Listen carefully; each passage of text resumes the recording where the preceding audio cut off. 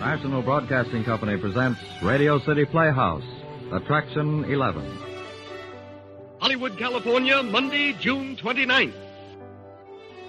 Presents the finest in motion picture entertainment, Academy Award. From Hollywood, Skippy, America's largest selling peanut butter. Cary Grant, Katharine Hepburn, and Jimmy Stewart. The Lux Radio Theater welcomes you all.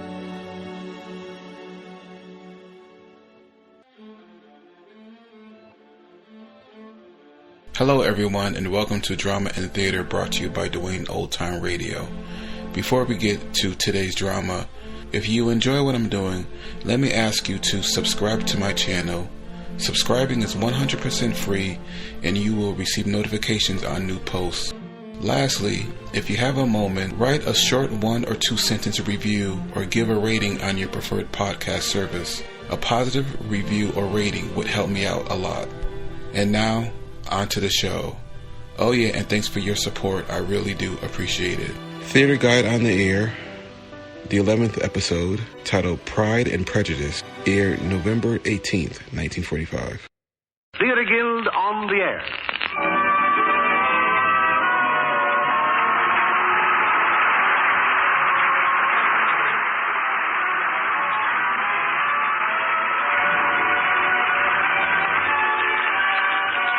Tonight's star is Joan Fontaine in Helen Jerome's Pride and Prejudice, taken from the famous novel by Jane Austen. Featured with Miss Fontaine are Peggy Conklin, Kyle Swenson, and Percy Wareham. And here is Lawrence Langner, co-director with Teresa Helburn of the Theater Guild, to tell you something about the play and the players. Mr. Langner. Thank you, Norman Brokenshire. Ladies and gentlemen, tonight's play is fashioned from one of the greatest love stories of all time. Indeed, Pride and Prejudice is ageless, for it's hard to imagine a brave new world in which a mother with several daughters will not attempt to find husbands for them. But the play is best remembered for the romance of its outspoken heroine, Elizabeth Bennet, whose love for the handsome Darcy hurdles all obstacles. Tonight our star is Joan Fontaine, also the star of Rebecca and the Affairs of Susan, who will play the part of Elizabeth. Peggy Conklin, who won fame in Mr. and Mrs. North, will play her sister Jane. Carl Swenson, well-known portrayer of Lorenzo Jones, plays the aristocratic Darcy. And Percy Wareham, who appeared in the original Max Gordon production, plays Mr. Bennet. Mr. Bennet is a man after my own heart, because while living with a wife and several daughters, he still puts up a fight for the rights of man, with about as much success as most of us husbands. And now we start the play.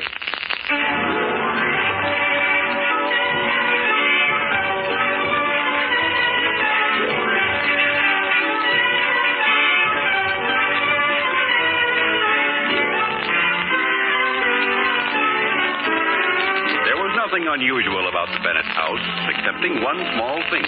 It had been inherited, and it was really too expensive for Mr. Bennet's income. Wide lawns and old trees kept it private. The horse and carriage in the stable stood ready to carry the family into town when they chose to go. It was a well-behaved horse, and a well-behaved house in a well-behaved England of 100 years ago. The only singular fact to record was the scent that hovered in the rooms.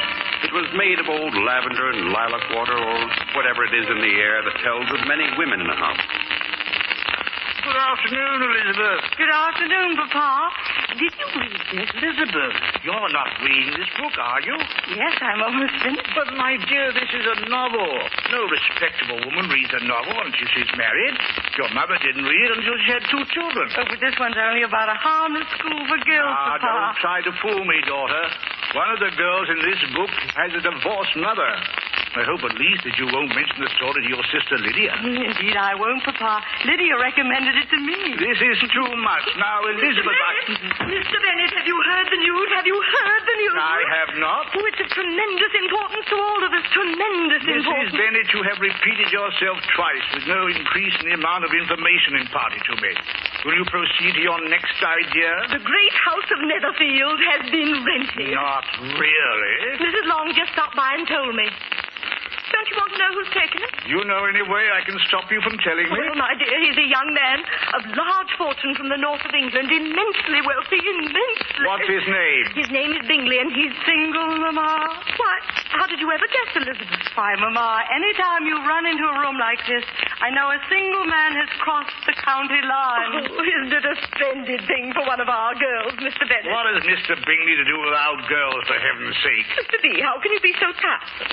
I feel a wonderful wedding coming on, a husband and everything that goes with it. I feel it coming in the air. That is an improper feeling to mention before our maiden daughter. Pretend you didn't hear it, Elizabeth. I'm pretending, Papa. Oh, I know he'll fall in love with one of the girls. How could he help it? In the same way that the rest of the male population of England has helped it until now. But that's why you must visit him as soon as possible and bring him to the house. Bring him, indeed. You talk as if I was running a horse auction. Nonsense. I'm not selling my daughters. I'm merely trying to give them away. There's a big difference. Indeed, there is, Mama. A man will pay for a horse.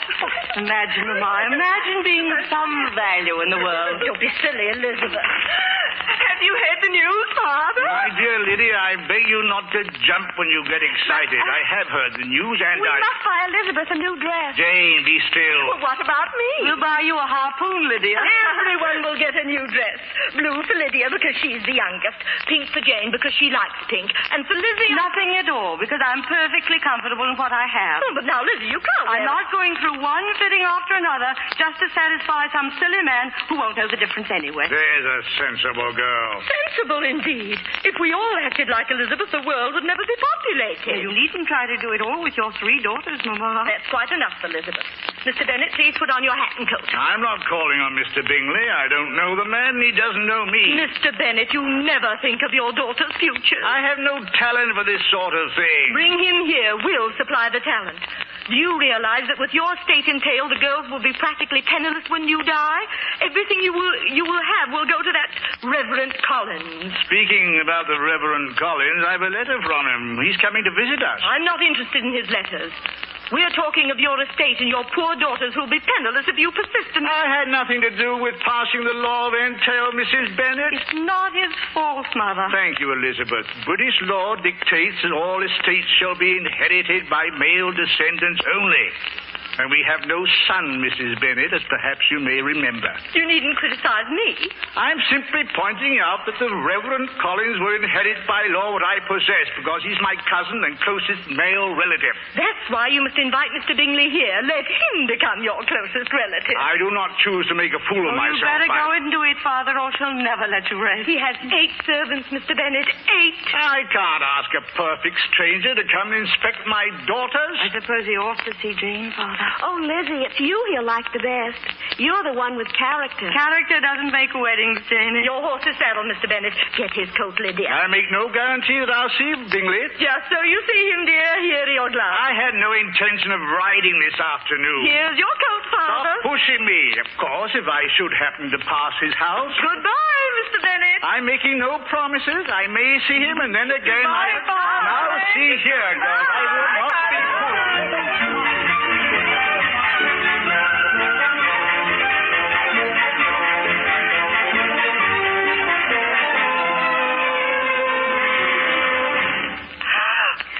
Just once more, Liz. Now, take a deep breath. Well, not too tight now.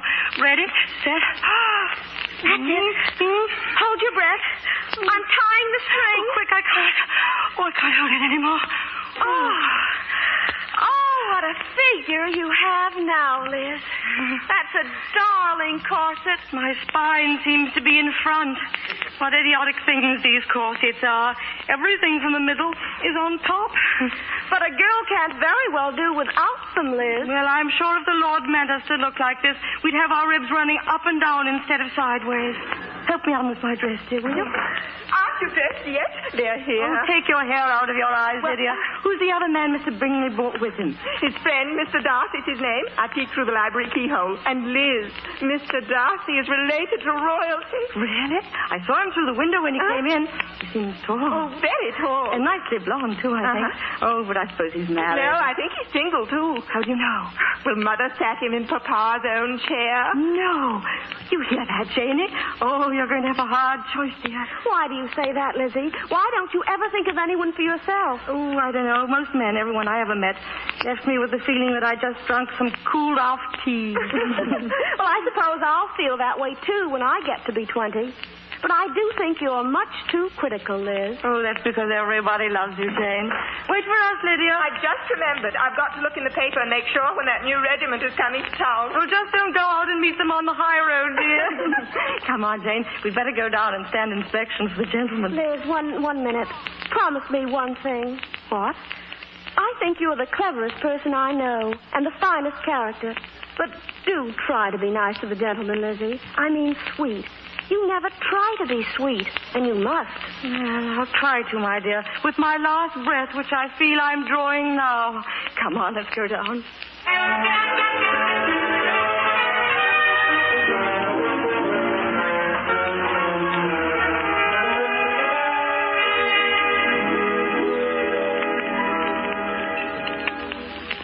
Yes, it is a good view from this window, Miss Elizabeth. Not outstanding, of course, but, good. We're so happy to have people enjoy our house, Mr. Darcy. See our roses out there? Oh, yes, they're good roses indeed. Not outstanding, of course, but, quite, good. Oh, well, I hear them laughing in the parlor. Shall we join them? Yes, shall we? It's been a long time since I rarely laughed. Mr. Bingley, that's a delightful joke, isn't it, girl? Yes, Mama. Well, I thought you'd like it. Oh, sit down, you two. Another one of your old jokes, Bingley?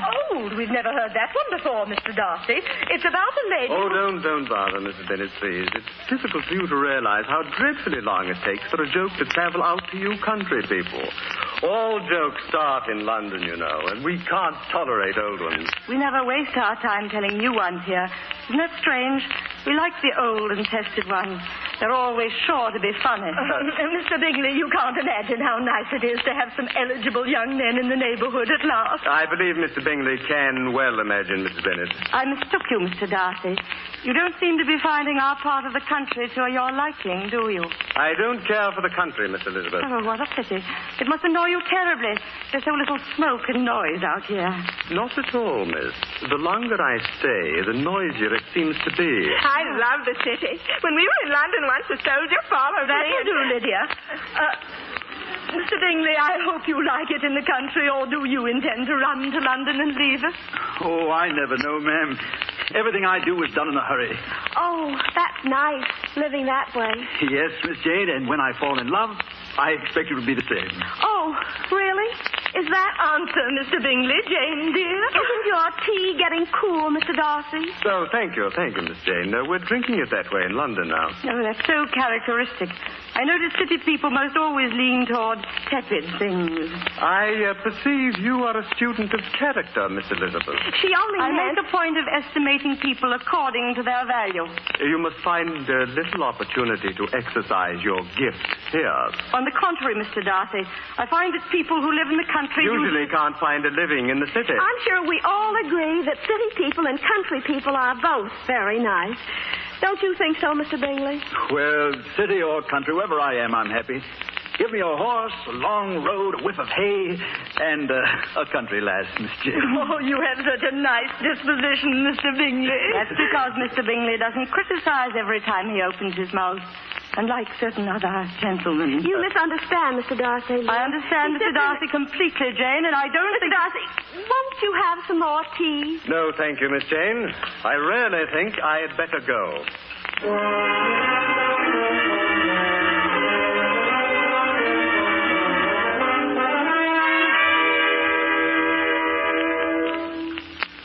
The The least you could have done was wait until he'd gone before you got angry with him, Elizabeth. I couldn't bear him. He seemed nice at first, but he's a disagreeable, horrid, conceited man, and I'm going up and get out of this corset before I faint. And you almost ruined Jane's chances, too. If you'd have kept quiet, Mr. Bingley would have stayed, and then I'm sorry, Janie, dear. But it won't matter. Mr. Bingley liked you. He was mad about you. Oh, he sure wanted to see you again. Oh, Liz, do you really think so? How I'd love to see that Bingley in uniform. Imagine him with a broad red stripe down the side of his pants. The nice word is trousers, Lydia. Oh, Mr. Bennet, I must talk to you. And I must talk to you, Mrs. Bennet. Unless I mistook my hearing when we let the two gentlemen out of the house, you invited them to a ball, did you not? And they accepted, Mr. Bennet. May I ask what ball you were talking about? Why, our ball, Mr. Bennet. Our ball? We never gave a ball. Mrs. Bennet, may I be so bold as to ask when we decided to give a ball? We didn't decide. I only knew it myself just before I said it. We're having a ball. And who is going to pay for this nonsense? Why, I suppose you are. You silly lad. How do you ever expect me to find husbands for your daughters if you persist in being so stingy with me? I had to drag you to pay a visit to Mr. Bingley and see what happened. Jane is on the verge of an engagement. And I'm on the verge of screaming if I don't take off these shoes. Good night. One moment, Elizabeth. Now that Jane is practically engaged. Oh, she isn't engaged at all, Mother. I said practically. You needn't be so technical. Now, we must do something about Lydia. I know. Invite all the officers from Colonel Foster's regiment. I think a squad or two will suffice, my dear. Very well, Lydia. We'll invite some officers. But only those with private income. But, Mother, the nice young ones never have any money. Now, Lydia, it's just as easy to fall in love with one who has. Yes, girls. Just be sure of three things when you bring a suitor to Mama. See that he's single, has money, and since he's sure to be old if he's rich, just try to be certain that he's alive.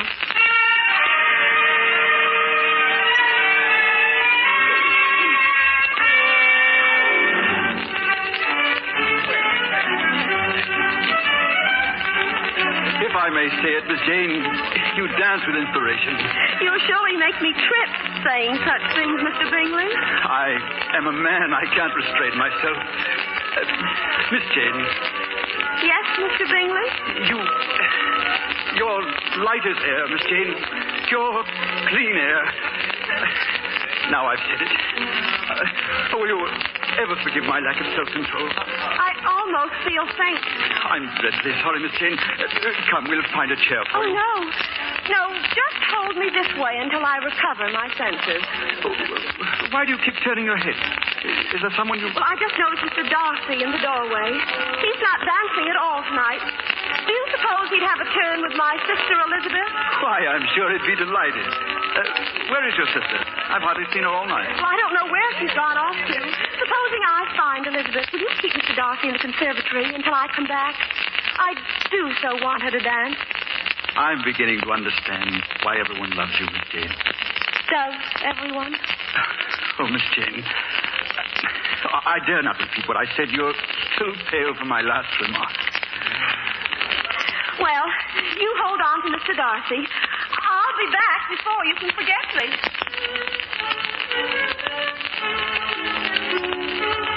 Darcy! I say, old man, what are you thinking of? The evening's nearly over. Aren't you going to dance? It's not nearly enough over for me. Aren't any of the young ladies to your liking? No, I should call them all uncommonly pretty. In a rural sort of way, of course. Especially Miss Jane. Say, what do you think of her sister, Elizabeth? Seems to me she's an exceptional girl, Darcy. If you wish me to agree with you, I should be glad to do so. Why? What's wrong with her? She is one of the most disagreeable young women I ever had the ill luck to encounter. She does nothing but contradict me. And she seemed like such a delightful girl. Charles, if there is one person in the world I wish to avoid, it is Miss Elizabeth Bennet. That young lady is a snob. Oh, let's move along. There's a fellow coming I can't bear to have near me, and with that dreadful little Lydia. Heavens, what an affair. Oh, Captain Wickham, I can't have another glass. Now. Papa says that raspberry punch makes people wicked. My dear Miss Lydia, where I come from, people drink punch to keep from getting wicked. Ah. Now, down with it. There we are. Oh, I like this room, and I like the punch. And by George, I like you. What do you like? I like... What? What lovely medals you have, Captain Wickham. Those are buttons, Miss Lydia. Might I touch one? I know I oughtn't, but... Touch the button of a soldier's coat. And a soldier's girl you'll be. Oh, dear, let me go. Oh, Lydia. I think we'd best join the others. I really do, Captain Wickham. I would rather not go back to the dance floor, Miss Lydia. Why? Does it frighten you, Captain? You act so strange. No, I simply wish to avoid a fight with a certain gentleman. A fight? With whom?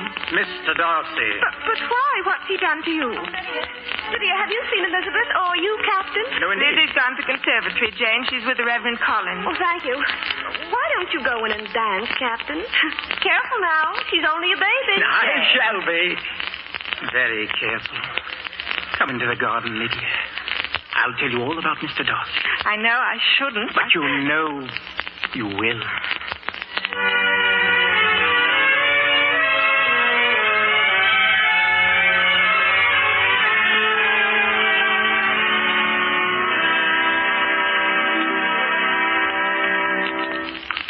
Miss Elizabeth.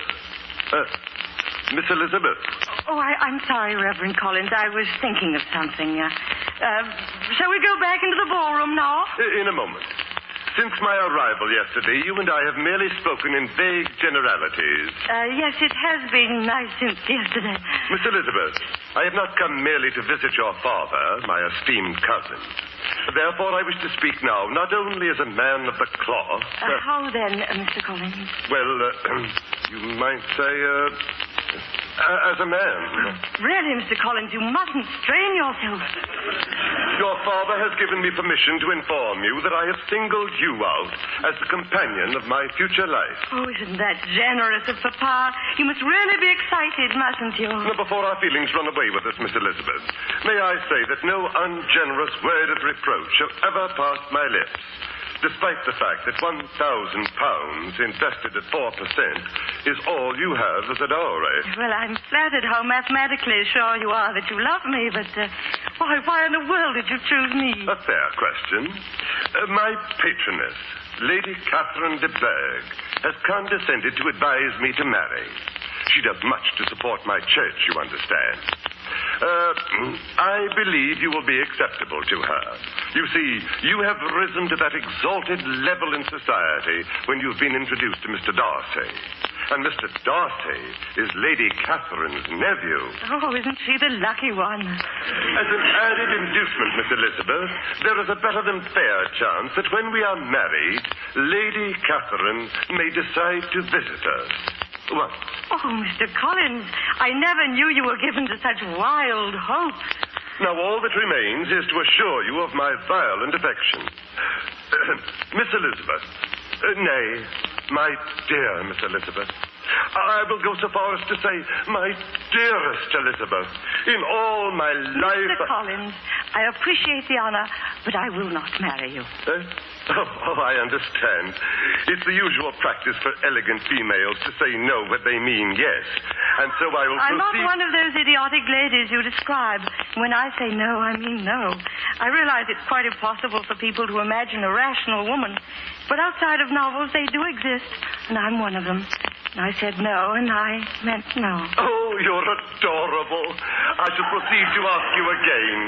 My dearest, will you... Mr. Collins, will you get off your knees and let me out of here? You must be joking.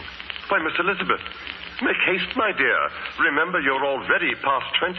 My dear Mr. Collins, with British manhood in the state it is today, I believe I'll wait until I reach old age. Even perhaps as old as 25.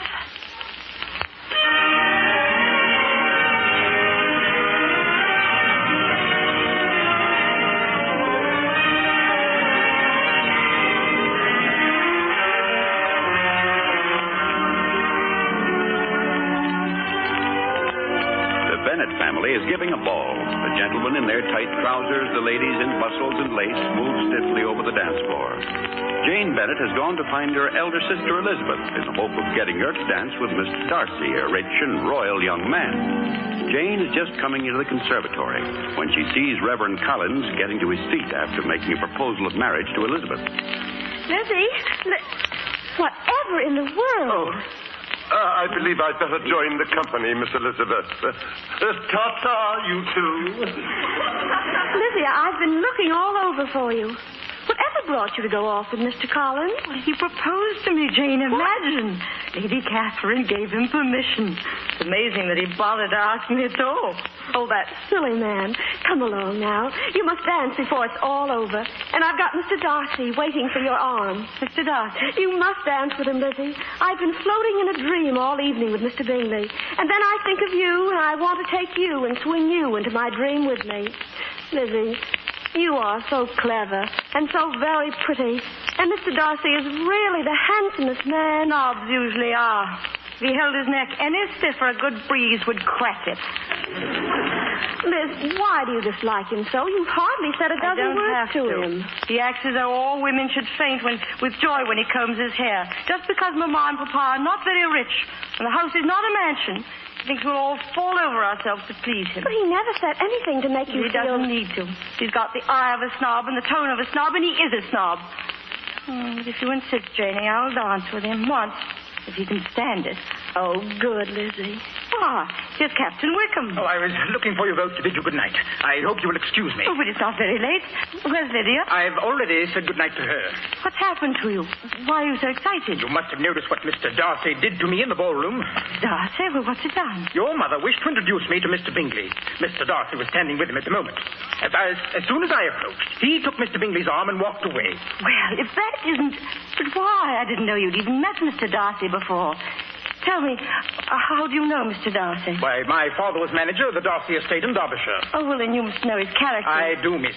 When the elder Darcy died, he left instructions that his son should bestow upon me a sum of money. May one ask why, Captain Wickham? The old man was my godfather. He was very fond of me. Well, you surely don't mean to tell me that Mr. Darcy refuses to pay you the money? He refuses to even speak to me, Miss Elizabeth.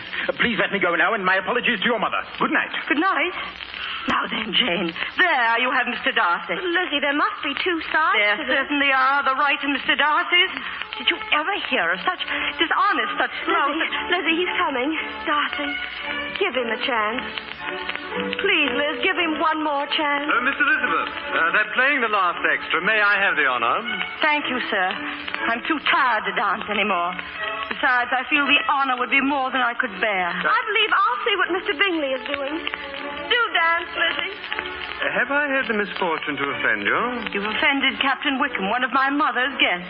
Offense is more than Wickham merits, then. I beg your pardon. I found him very charming, Mr. Darcy, and I'm sure my mother did. Wickham makes new friendships, ma'am, but he does not keep them. He certainly lacks the talent to retain yours.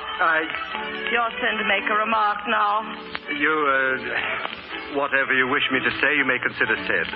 Yes, I dare say there are times when perhaps it is better to limit conversation to yes or no. You are gratifying your wishes, not mine. Both, Mr. Darcy. I recognize how similar we are. We are each unsociable and taciturn, reluctant to speak unless we can say something that will astonish the whole room or be handed down to posterity. That hardly describes your character, Miss Elizabeth. You're probably describing mine, and include yourself out of pity for my wounded feelings. Feelings? Why? Have you any, Mr. Darcy? Evidently you have decided about that. Mr. Darcy, I hear such different accounts of you. I'm puzzled. When you're present, some of the reports seem difficult to believe. May I ask what reports you refer to? I refer to a certain Captain Wickham. Oh, so Captain Wickham has been talking to you. Indeed he has. Permit me, Miss Elizabeth, to caution you not to give too much credence to his tales. Captain Wickham is a liar. But what can one expect considering his origin? People don't arrange their origins in advance, Mr. Darcy. Nor have I observed that the well-born are invariably well-bred. I think perhaps you attach too much importance to the accident of birth. Accident? Rarely, Miss Elizabeth. Why, have you ever studied biology? I have, but I never imagined it a subject for a woman to read about. Well, you needn't imagine any more, Mr. Darcy. I have studied biology, and I know... Enough, Miss Elizabeth. I have no desire to hear what you know about so unfeminine a subject as biology. Well, I know this much. We are not royal here, and we've only one carriage while you have four. But we, Mr. Darcy, do not cheat people out of inheritance. The truth happens to be... I know the truth. You choose to believe this ex-steward, this servant in uniform, against my word? I believe the truth. In that case, Miss Bennett, there is little I can say except that you are being seriously misled by a scoundrel. Good night. Good night. Good night. Lizzie, darling, Mr. Bingley just... Lizzie, are you crying? What about, Mr. Bingley? Liz, put your arms around me. I'm so happy it frightens me. Oh, you've had a happy time. Oh, you're so sweet and good. Liz. Has Mr. Bingley made you an offer? No, but I'm sure he will as soon as he can ask Father. Oh, darling, well, how do you know? Lizzie, he kissed me. Janie. Oh, Janie, darling. Then you're as good as married. You certainly are.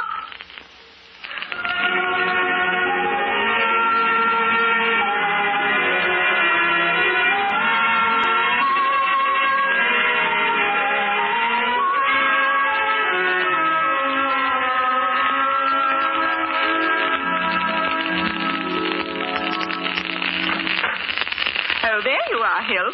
Has Father's paper come this morning? It has, Miss Lydia. I've set it there beside his chair. Did he wish me to bring it to him? No, I want it. Oh, Miss Lydia, no, I shouldn't really. The master will be furious if his journal is disturbed. What he doesn't know won't hurt him. Now, where you is daren't that... open it, Miss Lydia. He knows that even a fly walks on it. Lydia, you must go. Put that journal down at once. I only wanted to see if Captain Wickham's regiment is being moved. All you think of is the movement of regiments. One would take you for a spy. Put it down, Mr. Bennett's coming. But, Mother, Why haven't Elizabeth and Jane come down to breakfast, Mrs. Bennett? Jane's not feeling well, and Elizabeth is sitting with her. Oh, I do wish Jane would come out of this. Oh, it's a sad thing for a man to have 3 girls, but it's a calamity when they're all idiots. If I had to say that, I would never say it of my own. If my children are idiots, I hope I have the intelligence to know it. She's still pining away for that Mr. Bungle or Bingle or whatever his name is? It's Mr. Bingley. And if I had the energy, I'd go upstairs and deal with her. Oh, the breeding, the wealth, the position. What a gentleman he was. You sound as though he were dead. He simply failed to be heard from again, so the sensible thing is to forget all about him. Whoever would have imagined it? At the ball, I thought he would be back the next day to ask her hand, and not a word from him since. It's been more than a month. I don't know what I shall do, Mr. Bennett. Jane single again, Lizzie refusing Mr. Collins. May I remind you that Jane was not married yet? And Lydia here. She keeps tabs on the entire British Army, and not even a lieutenant ever called. Good morning, dear cousin. I think I'll study my grammar. Good morning, Mr. Collins. Did you get your letter? Sit down, Mr. Collins. I have my letter, thank you, and a marvelous letter it is. Is Miss Elizabeth about? She'll be down shortly. Did you ask her again last night? I did, but she still insists on playing that charming game with me. What game is that, cousin? Why, whatever I say, she says no. Oh, charming game indeed. If she doesn't say yes one of these days, I What believe will you do, Mother? Good morning, Father. Good morning, Mr. Collins. Miss Elizabeth, I have some wonderful news. Oh, you're not leaving? As a matter of fact, I am.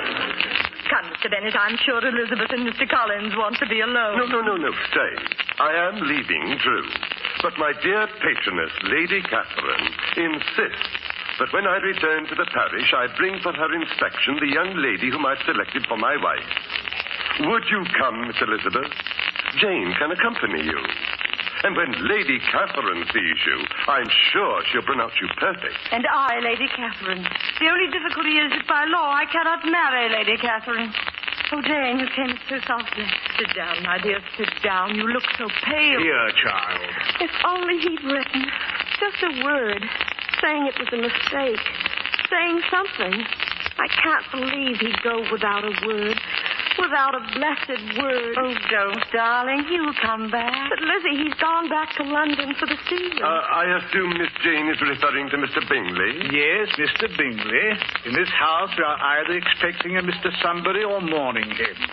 This time it's Mr. Bingley. Why, is that the Bingley who was so close a friend of Mr. Darcy, Lady Catherine's nephew? Why, what do you... I have a splendid notion, Elizabeth. You and Jane come back with me to the parsonage. You'll meet Lady Catherine, who knows everything about everyone, especially her nephew's friends.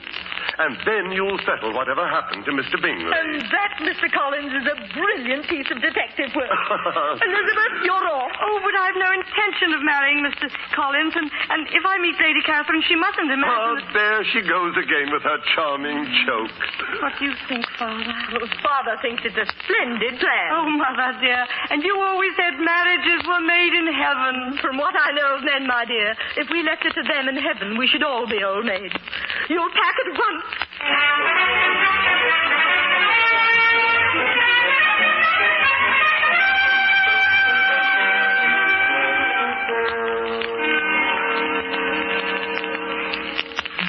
Wouldn't you know Lady Catherine would live in a house like this?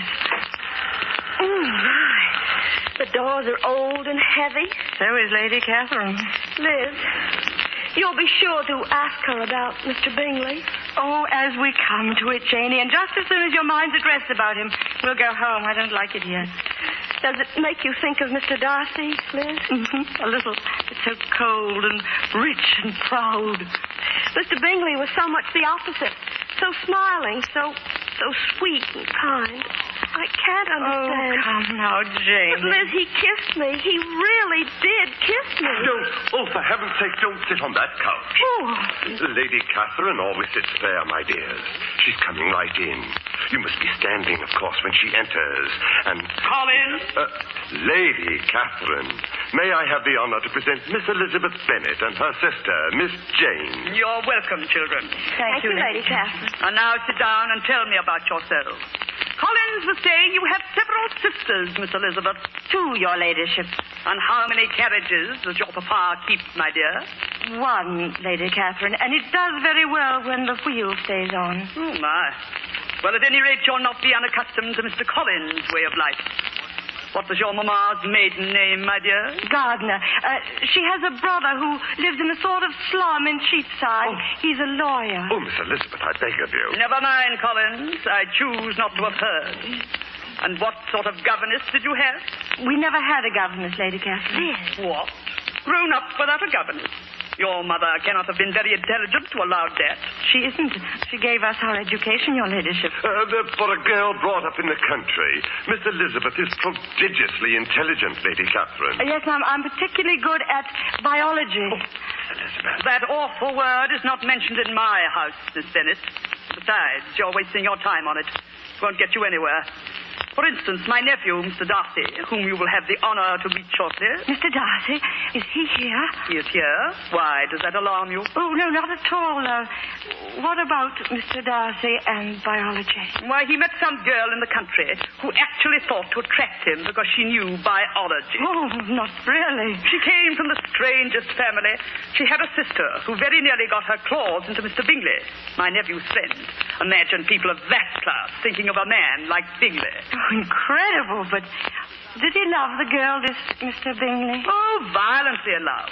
Oh, well, then, why did he... Well, she cared nothing for him except his name and fortune, that's why. And naturally, she was aided by schemes by a particularly awful specimen of a mother. Oh, we know that type very well, your ladyship. Don't we, Jane? Yes.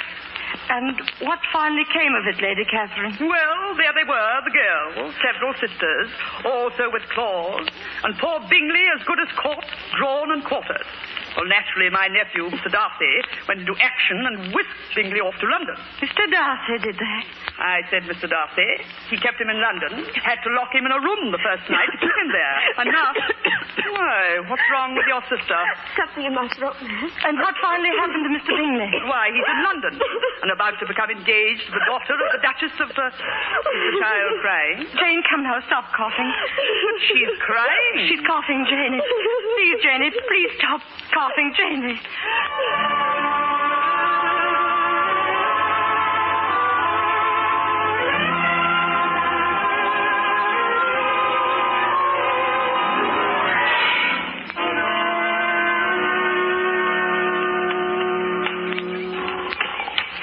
Will you help her into the carriage, Mr. Collins? No. Be careful now, Miss Jane.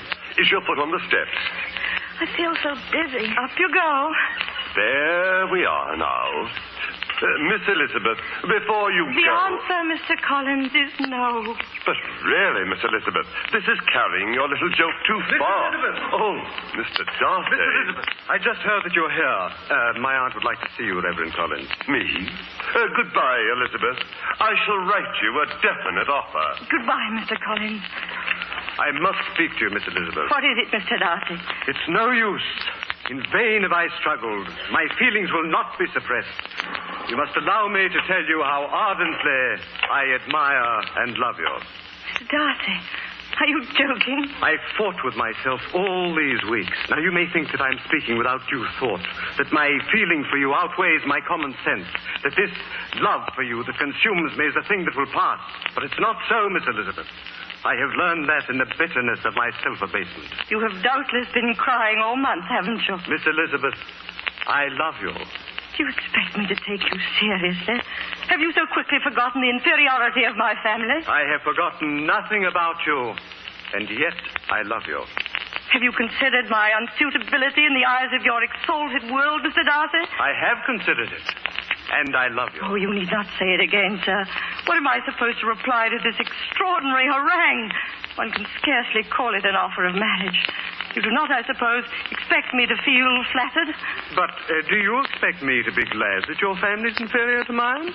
Or blame me for being honest and sincere when making the most momentous decision of my life? Decision? Yes, my dearest. I have decided to ask you to be my wife. Oh, I suppose I ought to be overwhelmed at this honor. I ought to congratulate you on overcoming the battle between your unwilling affection and my unworthiness. But you see, I happen to be quite uninterested in your problems. Lizzie, aren't you coming? Please. Right now, Jane, dear. Miss Elizabeth, if the manner of my revelation has offended you... I am influenced by something deeper than your manners, Mr. Darcy. I'm thinking more of your fine capacity for cruelty. Cruelty? When have I ever been cruel? Have you never willfully, I say willfully, injured an innocent person? Oh, you mean my treatment of Captain Wickham again. You know, the fascination inferior men exert over superior women is always a puzzle to me. Inferior? Do you always apply that word only to other people? Cad is more descriptive in Wickham's case. I take the liberty of again warning you, Miss Elizabeth. Wickham is a designing rascal. I refuse to hear any more. What you did to Captain Wickham would be quite enough. But nothing could induce me to marry the man who has ruined my sister's life. Oh, how could you do it? How could you have heard it? Having once known her, can you deny that you came between Jane and Charles Bingley? I did everything in my power to separate my friend and your sister. I have been wiser with him than with myself. And you talk to me of love. They love each other.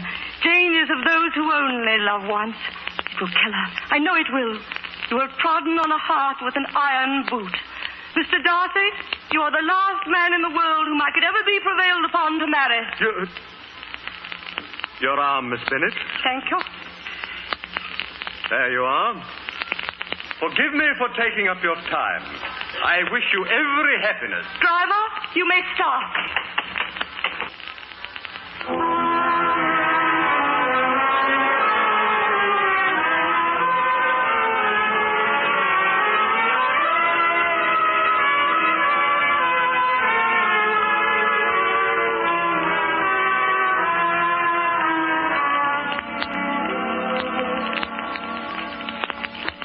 Here. You must be quiet, Mrs. Bennet. Is poor Jane asleep?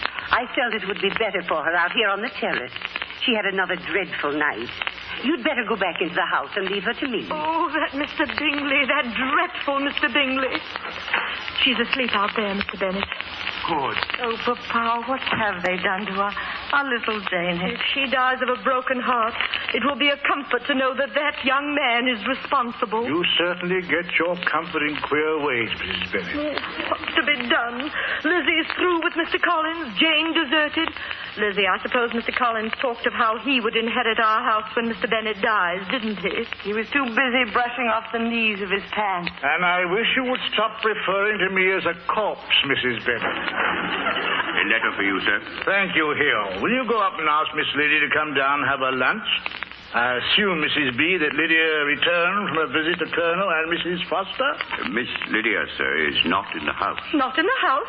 Well, find her, Hill, and bring her to lunch. Miss Lydia has not returned from a visit, madam. Good heavens, this letter. It's not possible. It's Elizabeth. Papa, what happened? This letter. Who's it from? Give it here. Let it go. Good Lord, listen to this. It's from Colonel Foster. Colonel Foster, he's Captain Wickham's commanding officer. Don't tell me she... Lydia's gone off with Captain Wickham. Gone off? Where? What does it matter where?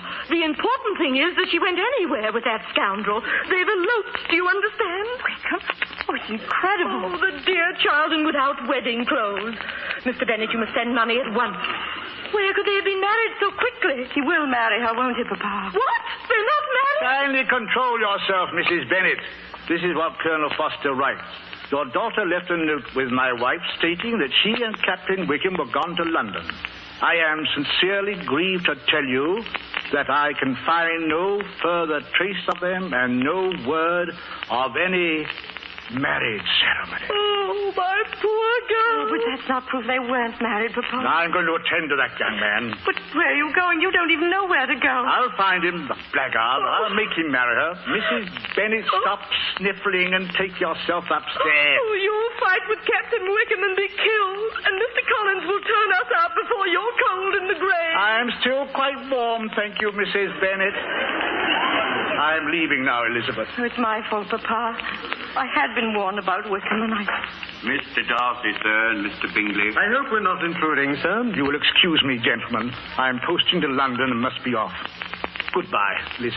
Goodbye, Papa.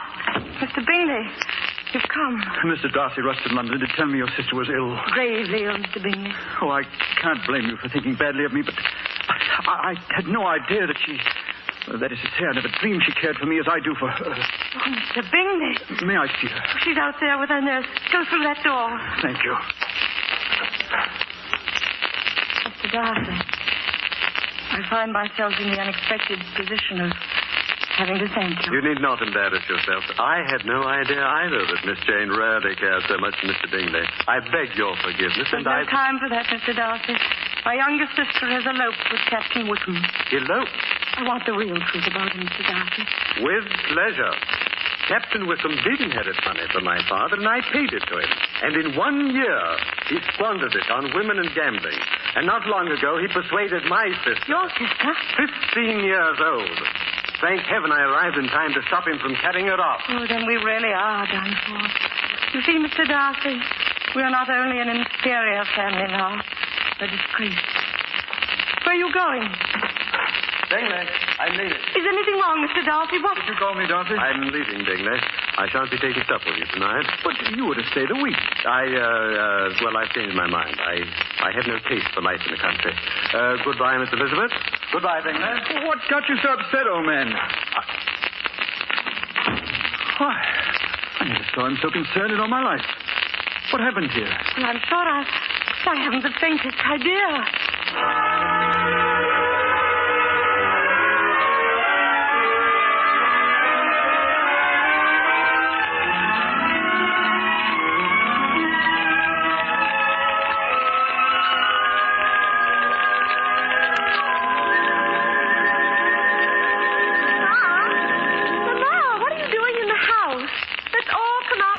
Enjoy the spring. Come on, Liz. Oh, we must be at home and composed when Mr. Bingley arrives. Men do not come to ask my daughter's hand every day in the week. Sit, Jane. Your nose swells up when you move around so much. How did it feel, Mamma?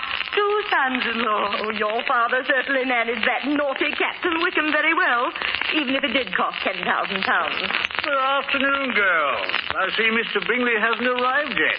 Jane? By the way, Mr. Bennett, it was very good of my brother to lend you the money for that naughty Captain Wickham. Although I earnestly hope he doesn't expect us to pay it back.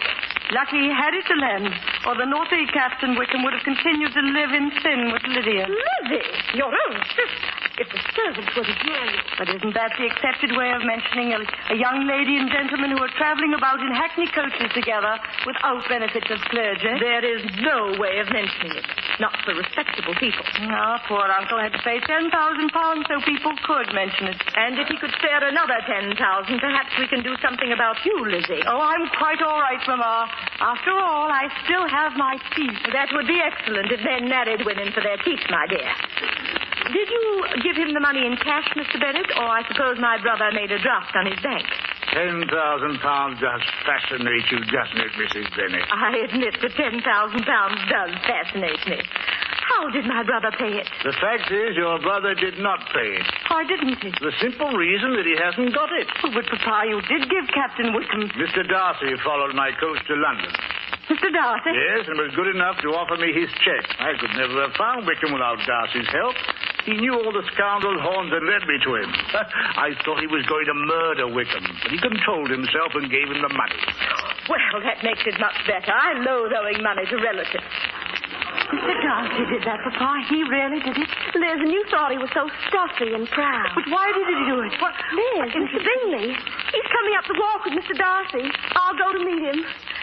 May I, Mama? I think it would be all right if you happened to appear outside accidentally.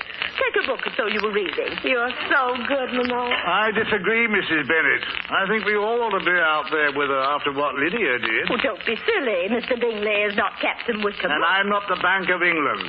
Can you suggest, perhaps, where I would get another £10,000? I don't suppose I can. Then let us accompany our daughter, Mrs. Bennett. Coming, Elizabeth? Mr. Darcy. I have implicit faith in Mr. Darcy. Come along, Mrs. Bennett. We'll go through the garden. And, Elizabeth, you might ask Mr. Darcy to speak to Reverend Collins for you. I'm sure he could get him to ask you again. I'm coming, Mama. Go on, please. Miss Elizabeth. Mr. Darcy, I should like to express my gratitude for all you've done for my sister and my family. Let it be for yourself alone, Miss Elizabeth. I thought only of you. Of me? Miss Elizabeth, you are too generous to trifle with me. I came today to ask you if you still feel toward me. I see no excuse for such a good memory, Mr. Darcy. Oh, Elizabeth, I've been arrogant. Elizabeth. I'm so ashamed. If you've been anything but noble and just, you would hate me. I was the foolish one. The foolish and the proud one. No, my dearest. Only the prejudiced one. I cannot bear your kindness. I love you, Elizabeth. May I ask you if you would consider... My father says you're the sort of gentleman one dares not refuse anything he condescended to ask. Oh, my cruel, my kind. Oh, my lovely Elizabeth. Mr. Darcy, I think you may hold my hand.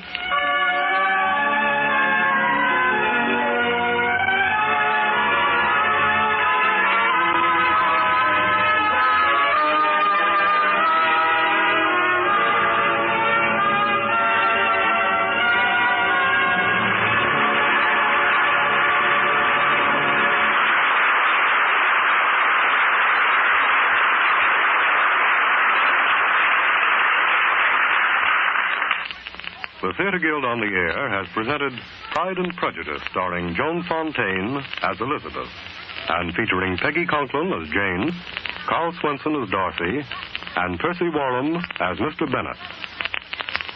And now, as our broadcast draws to a close, we hear the Theatre Guild Orchestra and the delightful Waltz of the Flowers.